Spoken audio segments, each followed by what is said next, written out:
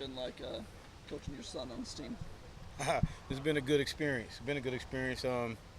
Lot easier than I thought it would be because Coach Lanning, you got Coach Tosh, you got Coach Hampton. Those guys are on his butt for everything, so they get to him before I get to him. I just wait till we get home at night.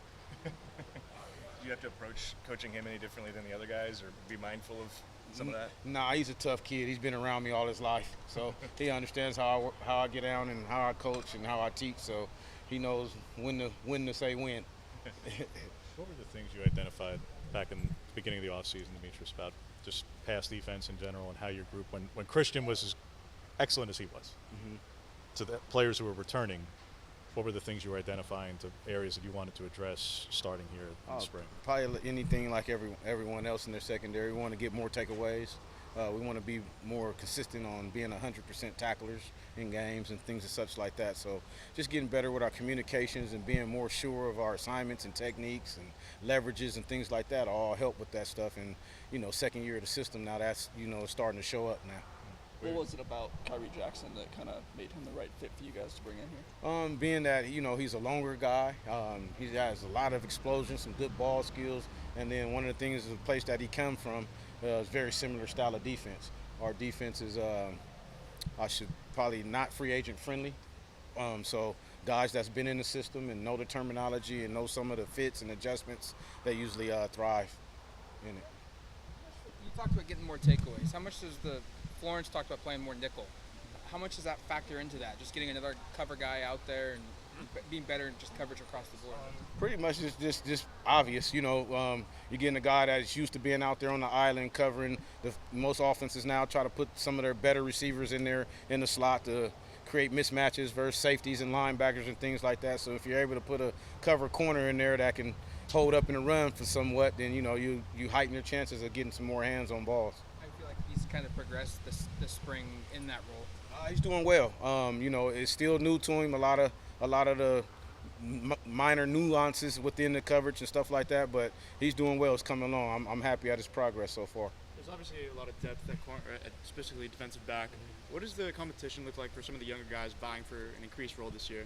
Well, it's good. You're not too old, you're not too young. Best man play. So these guys that came in early did themselves a really good service by getting in here early to get this spring ball in, and then it all starts over again for fall camp. So then that's when you can really tell. There's a lot of thinking out there. There's a lot of slow foot. There's a lot of second guessing and things and such like that out there right now where they're not showing their true athleticism yet. You know what I'm saying? So just giving them a chance to learn that kind of stuff and then turn them loose when we get back again. Where is Dante Manning's game at this year compared to a year ago? Just trending upwards. He's doing things now that what I'm happy with Dante, he's correcting mistakes before I have to correct him. I don't know how the right way to say that, but he's identifying his mistakes, where last year it had to be pointed out to him. Now this year he knows, hey, I'm like, yeah, eyes, right? Yeah, hands, right? Yeah. So those type of things are where his game is, growing at.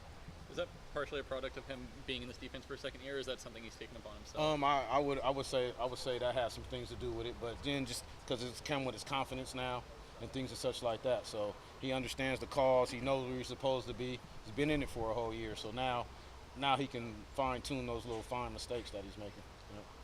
Maybe unfair to compare anybody to Christian necessarily immediately, but yeah. How confident are you that in the group right now that you have a CB1, that you have a clear half the field guy in the group? I'll hold that opinion until everybody gets here.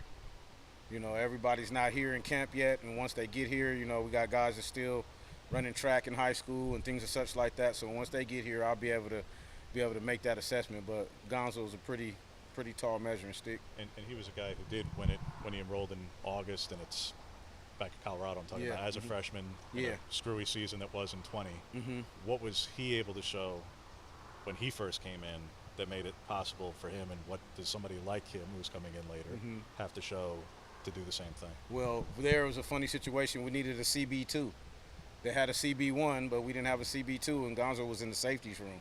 So I pleaded with the head coach to give him to me at corner, and then he did, and then it took off from there. What does he owe to not just yourself and plenty of others, but to those guys in high school, those guys back at where guys who moved him from offense to defense, the transfer and all that, just how much does he owe to the many people along the way where next Thursday is going to be a pretty celebrated night for a lot of you? Well, I mean, shoot. I mean, just the simple fact that they gave him an opportunity and put him in those situations, because those different situations that he was in helped groom him for what he is now, playing offense, playing different sports, going back and forth, getting cut as a freshman, or playing soft freshman ball, not starting, and all that. That all helped who he is now. You've found some great success recruiting over the past few years. What is it about you, in your own words, that's allowed you to find this success? I don't know, just kind of just being myself more so than anything, and being a good listener. I think that's a trait that a lot of recruiters might not exercise. They'd rather be the talker than the listener. When you choose to experiment with moving a guy positionally, how collaborative is that process, and who's involved in something like Everyone that? is. Everyone on defense is. Shoot, offense alike. I mean, like you got guys that can play offense, defense. Obviously, the offensive coaches have to be involved in that, and on defense, moving guys around, it's have to be a collaborative decision, because everybody's have to work independently to get that guy caught up. So different meeting times, different individuals, different techniques, things and such like that. It all plays big. Is it ever difficult to let a guy go from your room to maybe to a different spot, or? Only when they come back and they make a mistake on the field when they wasn't in your meeting on something that you went over. Like, I just went over that today, man. Oh, you wasn't in there. That type of thing. So, yeah. When you add the number of guys in the offseason that you do, and some who are still on the way, people read into that as that you're trying to overhaul the position a bit and bring in talent acquisition is a big part of it.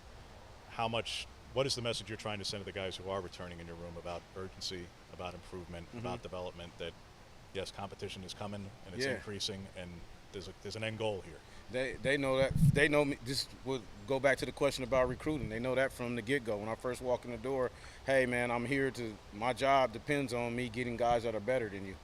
Your job is those guys that I think they're better than you, show that they're not. Simple. You get to watch Troy Franklin every